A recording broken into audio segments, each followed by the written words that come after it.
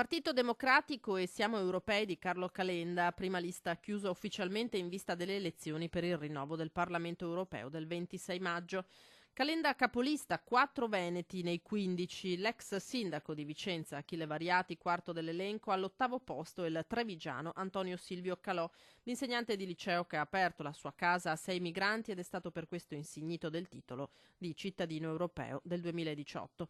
Immigrazione, tema che l'Europa deve affrontare, dice, vista anche la crisi in corso in Libia che rischia di far ricominciare gli sbarchi sulle coste italiane. E allora a quel punto potrebbe diventare strumentale proprio questa cosa e diventerebbe strumentale nelle mani di alcuni partiti del governo attuale in funzione proprio elettorale.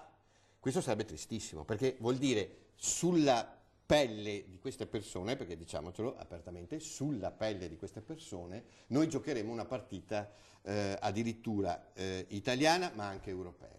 La vicentina Alessandra Moretti, consigliera regionale, occupa l'11ª posizione, 15ª l'ex sindaco di Montebelluna ed ex senatrice Laura Puppato, non nuova allo scenario europeo, che analizza una sfida complessa, visto l'ampio bacino a cui si dovranno attingere le preferenze: Veneto, Friuli Venezia Giulia, Trentino Alto Adige ed Emilia Romagna.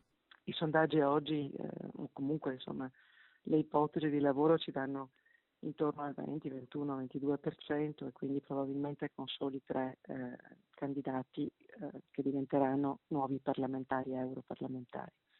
Ma forse questa è proprio la dimostrazione dell'amore che provo nei confronti di questa terra e di questo partito.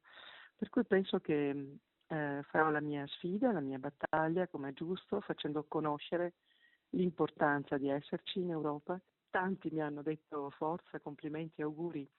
Bene, io gli ho detto lavoriamo insieme perché non c'è un'altra possibilità. C'è solo quella oggi di fare un voto consapevole e responsabile.